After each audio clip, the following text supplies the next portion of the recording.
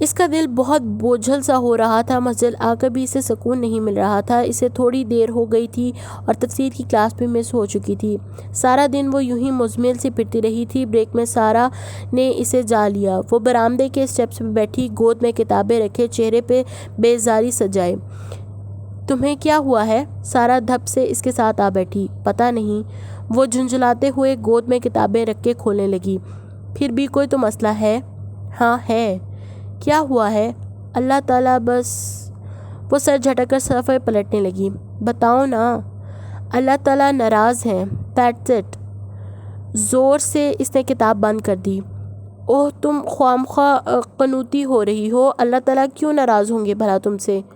بس ہے نا، اتنی مایوسی اچھی نہیں ہوتی۔ تمہیں کیسے پتا کہ وہ ناراض ہیں؟ ایک بات بتاؤ۔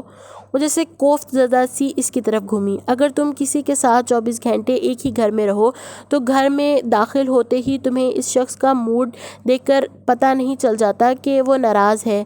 بھلے وہ منہ سے کچھ نہ کہے، بھلے تمہیں اپنی غلطی بھی سمجھ میں نہ آ رہی ہو، مگر تم جان لیتی ہو نا کہ ماحول میں تناؤ ہے، اور پھر بھی تم دوسروں سے پوچھتی پھرتی ہو کہ اسے کیا ہوا ہے، اور پھر بھی تم اپنی غلطی سوچتی ہو۔ میں ابھی اس وقت یہی کر رہی ہوں، سو مجھے کرنے دو۔ مگر محمل، تمہیں پتہ ہے اتنے عرصے سے میں نے روز قرآن سنا ہے یہاں۔ آج میری تفسیر کی کلاس مس ہوئی ہے، مجھے آج قرآن نہیں سنا۔ تمہیں پتہ ہے کیوں؟ کیونکہ اللہ تعالیٰ مجھ سے ناراض ہیں، وہ مجھ سے بات نہیں کرنا چاہتا، سو ابھی پلیز مجھے اکیلا چھوڑ دو۔ سارا کے جواب کا انتظار کیے بغیر وہ کتابیں سنبھالتی اٹھی اور تیز تیز قدموں سے اندر چلنے لگی۔ پریئر ہال خالی تھا، بتیاں بجھی تھیں۔ وہ کھڑکی کے ساتھ آ بیٹھی۔ کھڑکی کے شیشے سے روشنی چھن کر اندر آ رہی تھی۔ اس نے دونوں ہاتھ دعا کے لیے اٹھائے۔ اللہ تعالیٰ پلیز۔ الفاظ لبوں پہ ٹوٹ گئے، آنسو ٹپ ٹپ گالوں پہ گرنے لگے۔ اس نے دعا کے لیے ہاتھ اٹھے اور ان کو دیکھا۔ یہ ہاتھ چند گھنٹے قبل ہمایوں کے ہاتھ میں تھے۔ لڑکے لڑکی کا ہاتھ پکڑنا تو اب عام سی بات تھی، مگر قرآن کی طالبہ کے لیے وہ عام سی بات نہ تھی۔ وہ کیسے جذبات کے ریلے میں بہہ گئی کہ خیال ہی نہ آیا کہ اسے یوں تنہا کسی کے ساتھ نہیں ہونا چاہیے۔ ہمایوں نے خود کو کیوں نہ روکا، مگر نہیں، وہ کیوں نہ روکتا؟ وہ کیوں خود اسے الزام دے رہی ہے؟ وہ تو قرآن کا طالب علم نہ تھا، طالبہ تو وہ تھی۔ سمعنا وطعنا، ہم نے سنا اور ہم نے اطاعت کی، اس کا وعدہ تو اس نے کر رکھا تھا۔ پھر آنسو اس طرح اس کی آنکھوں سے بہہ رہے تھے، وہ سر جھکائے آج کا سبق کھولنے لگی۔ اللہ تعالیٰ پلیز مجھے معاف کر دیجئے، مجھے ہدایت پہ قائم رکھیے۔ اس نے دل سے دعا مانگتے ہوئے مطلوبہ صفحہ کھولا۔ کس طرح اللہ اس قوم کو ہدایت دے سکتا ہے جو اپنے ایمان لانے کے بعد کفر کریں۔ اس کے آنسو پھر سے گرنے لگے تھے۔ اس کا رب اس سے بہت ناراض تھا۔ اس کی معافی کافی نہ تھی۔ وہ سسکیوں کے درمیان پھر سے استغفار کرنے لگی، اور انہوں نے رسول کے برحق ہونے کی گواہی دی، اور ان کے پاس روشن نشانیاں آئی تھیں، اور اللہ ظالم لوگوں کو ہدایت نہیں دیتا۔ وہ جیسے جیسے پڑھتی جا رہی تھی، اس کا رواں کانپنے لگا تھا۔ قرآن وہ آئینہ تھا جو بہت شفاف تھا، اس میں سب کچھ صاف ستھرا نظر آتا تھا، اتنا صاف کہ کبھی کبھی دیکھنے والے کو خود سے نفرت ہونے لگتی تھی۔ ان لوگوں کی جزا یہ ہے کہ بے شک ان پہ اللہ کی لعنت ہے، اور فرشتوں کی، اور سب کے سب لوگوں کی، ہمیشہ رہنے والے ہیں۔ اس میں نہ ان سے عذاب ہلکا کیا جائے گا اور نہ ہی مہلت دی جائے گی۔ اس نے قرآن بند کر دیا۔ یہ خالی زبان استغفار کافی نہ تھا۔ اس نے نوافل کی نیت باندھی، اور پھر کتنے ہی دیر وہ سجدے میں گری رہی۔ جس کے ساتھ ہر پل رہو، وہ جو رگ جاں سے بھی زیادہ قریب ہو، اس کی ناراضگی محسوس ہو رہی تھی، اور انسان اس کی ناراضگی دور کرنے کے لیے اتنی ہی کوشش کرتا ہے جتنی وہ اس کی محبت کے لیے کرتا ہے۔ جب دل کو کچھ سکون آیا تو اس نے اٹھ کر آنسو پونجے اور قرآن اٹھا کر ٹھیک سے اس آیت کو کھولا جہاں سے اس نے چھوڑا تھا۔ آیت روز اول کی طرح روشن تھی، مگر اس کے بعد جن لوگوں نے توبہ قبول کر لی، اس کا دل زور سے دھڑکا تھا، اور انہوں نے اصلاح کر لی، تو بے شک اللہ تعالیٰ بخشنے والا مہربان ہے۔ بہت دیر سے روتے ہوئے دل کو ذرا سی امید بندھی، ذرا سا قرار آیا۔ یہ توبہ کی قبولیت کی نوید تو نہ تھی مگر امید ضرور تھی۔ اس نے آہستہ سے قرآن بند کر دیا۔ میڈم مصباح کہتی تھیں کہ اگر قرآن کی آیت میں آپ کے لیے ناراضی کا اظہار ہو تو بھی بخشش کی امید رکھا کریں، کم از کم اللہ آپ سے بات تو کر رہے ہیں۔ وہ ٹھیک کہتی تھیں، محمل نے اٹھتے ہوئے سوچا تھا۔ تائی مہتاب نے کمرے کے کھلے دروازے سے اندر جھانکا۔ محمل سے کہو شاپنگ کے لیے چلے، اس کے جوتے کا ناپ لینا ہے ورنہ بعد میں خود کہے گی کہ پورا نہیں آیا۔ وہ بیڈ پہ کتابیں کھولے بیٹھی تھی جب مسرت الماری سے کچھ نکال رہی تھی۔ تائی کی آواز پہ دونوں نے بری طرح چونک کر انہیں دیکھا تھا جو اسے نظر انداز کیے مسرت سے مخاطب تھیں۔ تو وسیم والا قصہ ابھی تک باقی تھا۔ اس نے کوفت سے سوچا، پچھلے کچھ دنوں میں پے در پہ ہونے والے واقعات نے وقتی طور پر وہ معاملہ بھلا دیا تھا۔ یہ بھی کہ حسن کی مخالفت ابھی بھی برقرار تھی۔ مگر تائی اماں، میں انکار کر چکی ہوں۔ لڑکی، میں تمہاری ماں سے بات کر رہی ہوں۔ مگر میں آپ سے بات کر رہی ہوں۔ اس کا لہجہ نرم مگر مضبوط تھا۔ مسرت، اس سے کہو تیار ہو جائے، میں گاڑی میں اس کا ویٹ کر رہی ہوں۔ وہ کھٹ کھٹ کرتی وہاں سے چلی گئیں۔ اس نے بے بسی سے ماں کو دیکھا اور اس سے بھی زیادہ بے بسی نظر آ رہی تھیں۔ اماں آپ ابھی چلی جاؤ محمل، ورنہ وہ بہت ہنگامہ کریں گی۔ یہ سمجھتی کیوں نہیں ہے؟ وہ زچ ہو کر کتابیں رکھنے لگی۔ شاید حسن کچھ کر سکے، مجھے حسن سے بہت امید ہے، اور مجھے اللہ سے۔ وہ کچھ سوچ کر عبایا پہننے لگی، پھر سیاہ حجاب چہرے کے گرد لپیٹا اور پن لگائی۔ خواہ مخواہ ہنگامہ کرنے کا فائدہ نہ تھا، چلی ہی جائے تو بہتر ہے، باقی بعد میں دیکھا جائے گا۔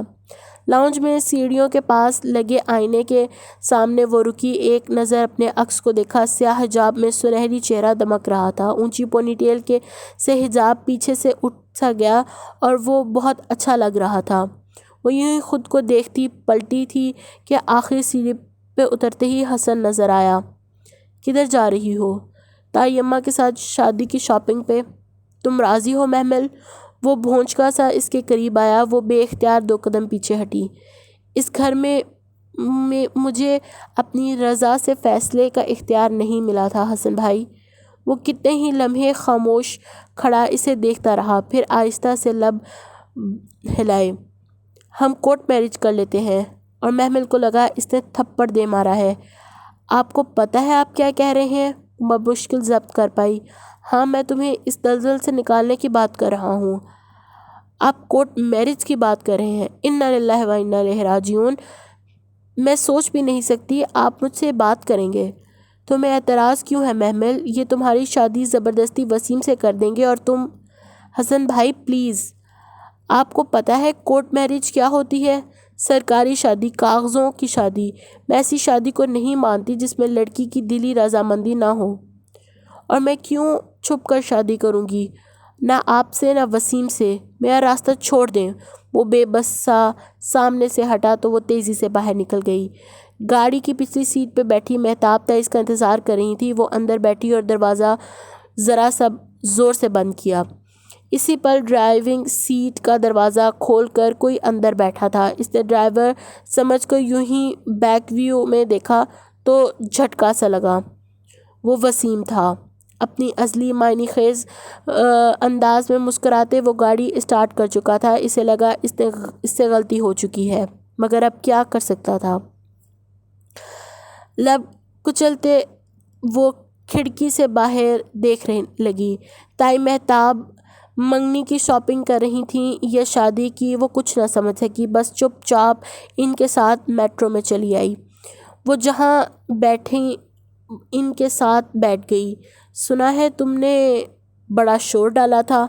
تائی اٹھ کر ایک شو کیس کے قریب گئی تو وہ اس کے ساتھ صوفے پہ دھنس کر بیٹھا۔ محمل بدک کر اٹھی۔ ارے بیٹھو بیٹھو، مجھے تم سے بات کرنی ہے۔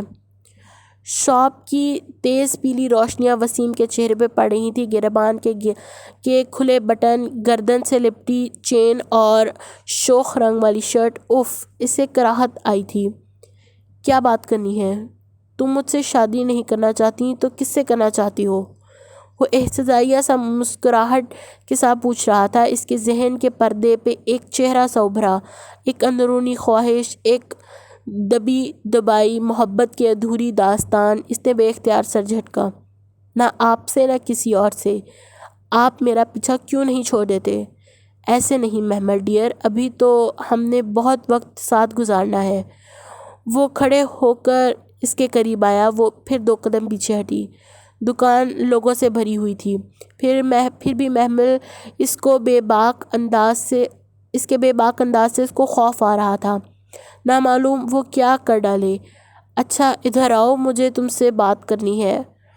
وہ قدم اٹھاتا اس کے نزدیک آ رہا تھا۔ ادھر آئس کریم پارلر ہے، وہاں بیٹھ کے بات کرتے ہیں۔ تائی اماں بے بس سی وہ بھیڑ میں تائی مہتاب کی تلاش میں ادھر ادھر دیکھنے لگی تھی۔ تمہاری تائی کو ان کی کوئی فرینڈ مل گئی ہے، وہ ابھی نہیں آئیں گی، تم ادھر قریب تو آؤ نا محمل۔ وسیم نے ہاتھ بڑھا کر اس کی کلائی تھامنا چاہی، اس کی انگلیاں اس کی کلائی سے ذرا سی مس ہوئیں۔ محمل کو جیسے کرنٹ سا لگا، ہاتھ میں پکڑا ہینڈ بیگ اس نے پوری قوت سے وسیم کے منہ پہ دے مارا۔ گھٹیا آدمی، پیچھے ہٹ! وہ چلائی تھی۔ بیگ اس کی ناک پہ ذرا زور سے لگا تھا، وہ بلبلا کر پیچھے ہٹا۔ شور کی آواز پہ بہت سے لوگ ادھر ادھر متوجہ ہوئے تھے۔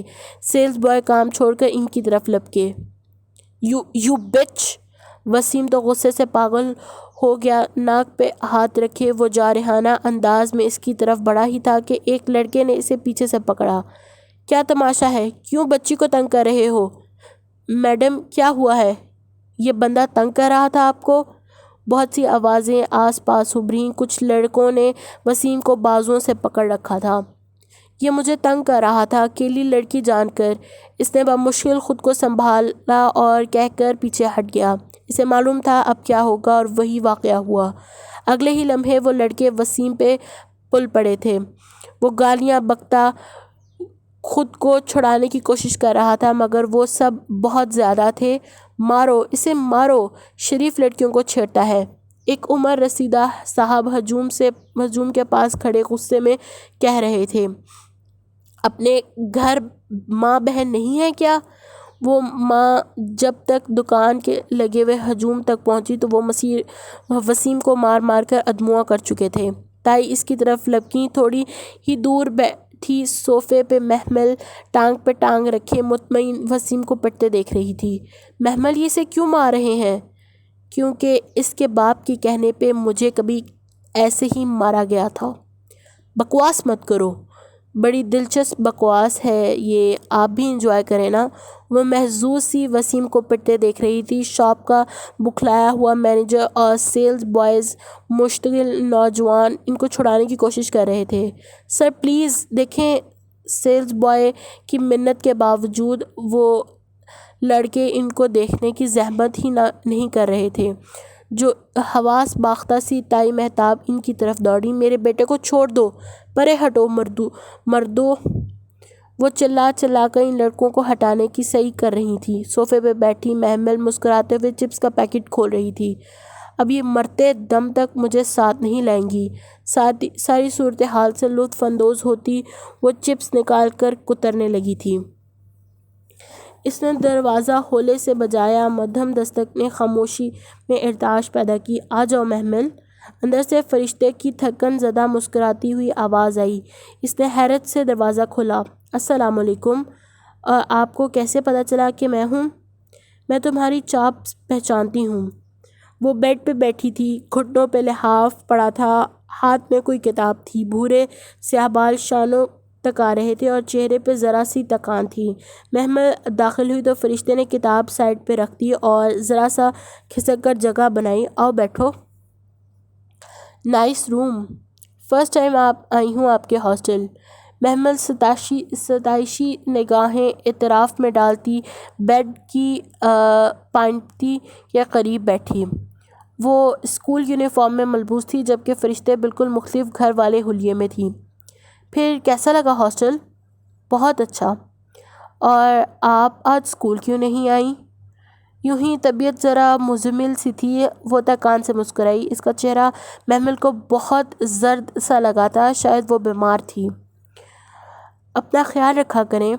پھر قدرے توقف سے گویا ہوئی، آپ ہمارے ساتھ ہمارے گھر کیوں نہیں چلتی؟ وہ آپ کا بھی تو گھر ہے، آپ کا بھی حق ہے اس پہ، اس گھر میں آپ کا بھی تو حصہ موجود ہے۔ مجھے مٹی کے مکان کا کیا کرنا ہے؟ وہ تو میں ایک دن خود بھی ہو جاؤں گی۔ مجھے رشتوں میں سے حق چاہیے، تو ان پہ زور دینا۔ کوئی اور بات کرو محمل۔ اف، وہ ٹھنڈی سانس لے کر رہ گئی۔ مجھے علم ہی نہ تھا کہ میری ایک بہن بھی ہے، اور ساری عمر میں بہن کے لیے ترستی رہی۔ ہم لوگوں کے ساتھ کے لیے نہیں ترستے محمل، ہم لوگوں کے ساتھ کی چاہ کے لیے ترستے ہیں، اور اسی چاہ سے محبت کرتے ہیں۔ وہ لوگ مل جاتے ہیں تو پھر یوں لگتا ہے کہ وہ تو کچھ نہیں تھے، سب کچھ تو وہ چاہ تھی جس کے ہم نے صدیوں سے پرستش کی تھی۔ آپ بیمار ہو کے کافی فلسفی ہو گئی ہیں، سو پلیز۔ اچھا سنیں، ایک بات بتاؤں؟ وہ پرجوش سی بتانے لگی۔ کل تائیمہ مجھے وسیم کے ساتھ شاپنگ پہ لے گئیں، اور میں نے اسے شاپ میں لوگوں سے پٹوایا۔ بری بات، قرآن کی طالبہ ایسی ہوتی ہیں کیا؟ ارے اس نے میرے ساتھ بدتمیزی کی تھی، اور اسے سبق سکھانے کے لیے یہ ضروری تو تھا، سیلف ڈیفنس۔ ہمایوں کیسا ہے؟ ایک دم اس نے سوال پوچھا اور خود بھی حیران رہ گئی۔ اب بہتر ہے۔ اوہ شکر الحمدللہ۔ وہ واقعتاً خوش ہوئی، چہرہ جیسے کھل اٹھا۔ فرشتے بغور اس کے تاثرات جانچ رہی تھی۔ تم اسے پسند کرتی ہو، رائٹ؟ اس کی نگاہیں بے اختیار جھک گئیں، رخسار گلابی پڑ گئے۔ اسے توقع نہ تھی فرشتے اتنے آرام سے پوچھ لے گی۔ بتاؤ نا۔ فرشتے ٹیک چھوڑ کر سیدھی ہوئی اور غور سے اس کا جھکا ہوا چہرہ دیکھنے لگی۔ پتہ نہیں، مجھے سچ بولنے والی محمل پسند ہے۔ ہاں شاید، اس نے اعتراف کرتے ہوئے پل بھر کو نگاہیں اٹھائیں۔ فرشتے ہنوز سنجیدہ تھی۔ اور ہمایوں؟ اس کے لب مسکرا دیے۔ وہ کہتا ہے وہ بیچ راہ میں چھوڑ دینے والوں میں سے نہیں ہے۔ وہ سر جھکائے مسکراتی ہوئی بیڈ شیٹ پہ انگلی پھیر رہی تھی۔ دوسری طرف دیر تک خاموشی چھائی رہی، تو اس نے چونک کر سر اٹھایا۔ فرشتے بالکل خاموش تھی۔ اس کے دل کو یوں ہی شک ہوا کہ کہیں فرشتے تو ہمایوں سے، آخر وہ دونوں ساتھ پلے بڑے تھے۔ اس کا دل زور سے دھڑکا تھا۔ کیا سوچ رہی ہیں؟ یہی کہ جب میں ہمایوں کے ساتھ تمہارا رشتہ لینے جاؤں گی تو کریم چچا تو مجھے شوٹ ہی کر دیں گے۔ آخر میں ہمایوں کی بہن ہوئی نا؟ اور محمل کھلکھلا کر ہنس دی۔ سارے وہم، شک، شبے دور ہو گئے تھے۔ فرشتے بھلا ایسی فیلنگز کیسے رکھ سکتی تھی؟ وہ عام لڑکیوں سے بہت مختلف تھی۔ اچھا یہ دیکھو، اس نے کتاب میں ایک لفافہ نکالا، ایک لنچ انویٹیشن۔ مجھے انوائٹ کیا ہے نسیم آنٹی نے، وہ اماں کی ایک پرانی فرینڈ ہے، انہی کے کلب میں ہے اس سنڈے کو، تم چلو گی؟ مگر ادھر کیا ہوگا؟ یہ تو مجھے نہیں پتہ، صرف لنچ ہے۔ آنٹی نے کہا کہ اگر میں آ جاؤں گی تو اچھا ہے، اماں کی کچھ پرانی فرینڈز سے بھی مل لوں گی۔ تم چلو گی؟ شور۔ وہ پورے دل سے مسکرائے اور پھر کچھ دیر بیٹھ کر واپس چلی گئی۔ اتوار کی دوپہر وہ مقررہ وقت پہ مسجد کے برآمدے میں کھڑی تھی۔ سیاہ عبایا میں ملبوس، سیاہ حجاب چہرے کے گرد لپیٹے، وہ کھڑی کلائی میں بندھی گھڑی کو دیکھ رہی تھی۔ سیاہ عبایا وہ اب بھی کبھی کبھار پہنا کرتی تھی، ہاں نقاب نہیں کرتی تھی، صرف حجاب لیتی تھی۔ دفعتاً اوپر سیڑھیوں پہ آہٹ ہوئی تو محمل نے سر اٹھایا۔ فرشتے تیزی سے زینے اتر رہی تھی، ایک ہاتھ میں چابی پکڑے دوسرے سے وہ پرس میں کچھ کھنگھال رہی تھی۔ السلام علیکم، تم پہنچ گئی، چلو۔ عجلت میں کہتے ہوئے اس نے پرس بند کیا اور برآمدے کی سیڑھیاں اتر رہی تھی۔ محمل اس کے پیچھے ہو لی۔ ہمایوں میرے خیال گھر میں ہی ہوگا، کیوں نہ اس سے بھی مل لیں؟ وہ گیٹ کے باہر رک کر بولی تو محمل مسکرا دی۔ شور۔ وہ لاؤنج میں ہی تھا، صوفے پہ بیٹھے، پاؤں میز پہ رکھے، چند فائلز کا سرسری سا مطالعہ کر رہا تھا۔ انہیں آتا دیکھا تو فائلز رکھ کر اٹھ کھڑا ہوا۔ خوش آمدید۔ فرشتے کے پیچھے آتی محمل کو دیکھ کر وہ مسکرایا تھا۔ اس کا چہرہ پہلے سے قدرے کمزور لگ رہا تھا، مگر ہسپتال میں پڑے ہمایوں سے وہ خاصا بہتر لگ رہا تھا۔ میں ہمایوں کو اتنے سالوں میں بھی السلام علیکم کہنا نہیں سکھا سکی محمل، اور کبھی تو مجھے لگتا ہے میں اسے کچھ سکھا ہی نہ سکوں گی۔ فرشتے نے تھکی ہوئی سانس لے کر محمل کو بتایا۔ اچھا بھئی، السلام علیکم۔ وہ ہنس دیا۔ بیٹھو۔ وہ اس کے سامنے والے صوفے پہ بیٹھ گئی، مگر فرشتے کھڑی تھی۔ نہیں ہمایوں، ہمارے پاس بیٹھنے کا وقت نہیں ہے۔ مگر تمہاری بہن تو بیٹھ گئی ہے۔ فرشتے نے مڑ کر محمل کو دیکھا جو آرام سے صوفے پہ بیٹھ گئی تھی۔ بہن اٹھو، ہمیں بیٹھنا نہیں ہے۔ محمل ایک دم گڑبڑا کر اٹھ کھڑی ہوئی۔ فرشتے ہمایوں کی طرف پلٹی۔ ہم بس تمہارا حال پوچھنے آئے تھے، تم اب ٹھیک ہو؟ ہاں میں ٹھیک ہوں، مگر بیٹھو تو صحیح۔ نہیں، ہمیں لنچ پہ جانا ہے، نسیم آنٹی کی طرف، اماں کی کچھ فرینڈز سے بھی ملیں گے۔ اور محمل؟ اس نے سوالیہ آبرو اٹھائے۔ محمل، ظاہر ہے میری بہن ہے تو میرے ساتھ ہی رہے گی نا۔ وہ بے اختیار مسکرا دیا۔ بائیں میں ملبوس وہ دونوں دراز قد لڑکیاں اس کے سامنے کھڑی تھیں۔ سیاہ حجاب چہرے کے گرد لپیٹے، دونوں ایک جیسی سنہری آنکھیں تھیں۔ یہ فیصلہ کرنا مشکل تھا کہ ان میں کون سی زیادہ خوبصورت تھی۔ ہاں، فرشتے 2 انچ لمبی ضرور تھی، اس کے چہرے پہ سنجیدگی تھی، جبکہ محمل کے چہرے پہ کم عمری کی معصومیت برقرار تھی۔ اور یہ وہ محمل تو نہ تھی جس سے وہ پہلی بار اسی لانچ میں ملا تھا۔ سیاہ مکیش کی ساڑی چھوٹی آستینوں سے جھلکتے اس کے خوبصورت بازو، اونچا جوڑے سے نکلتی گھنگھریالی لٹوں والی، اسے اس کا ایک ایک نقش یاد تھا۔ وہ کوئی اور محمل تھی، اور یہ عبایا اور حجاب والی کوئی اور۔ ایسے کیا دیکھ رہے ہو؟ یہی کہ تم نے محمل کو بھی اپنے رنگ میں رنگ لیا ہے۔ یہ میرا رنگ نہیں، یہ صبغت اللہ ہے، اور اللہ کے رنگ سے بہتر کون سا رنگ ہو سکتا ہے؟ چلو محمل۔ اوکے ہمایوں، اپنا خیال رکھنا۔ السلام علیکم۔ وہ محمل کا بازو تھامے مڑ رہی تھی کہ وہ پکار اٹھا۔ سنو فرشتے۔ ہاں، وہ دونوں ساتھ پلٹیں۔ تم بہت بولتی ہو، اور تم نے محمل کو ایک لفظ بھی بولنے نہیں دیا۔ تمہیں معلوم ہے؟ مجھے معلوم ہے، اور تم نے ساری عمر تو اسی کی سنی ہے۔ یہ کم ہے کہ میں نے تمہیں اس سے ملوا دیا، مگر انسان بہت ناشکرا ہے۔ چلو محمل۔ وہ محمل کو بازو سے تھامے اس طرح اجرت میں واپس لے گئی کہ وہ حیرتوں میں گھرا کھڑا رہ گیا، پھر سر جھٹک کر مسکرا دیا۔ یہ فرشتے کو کس نے بتایا؟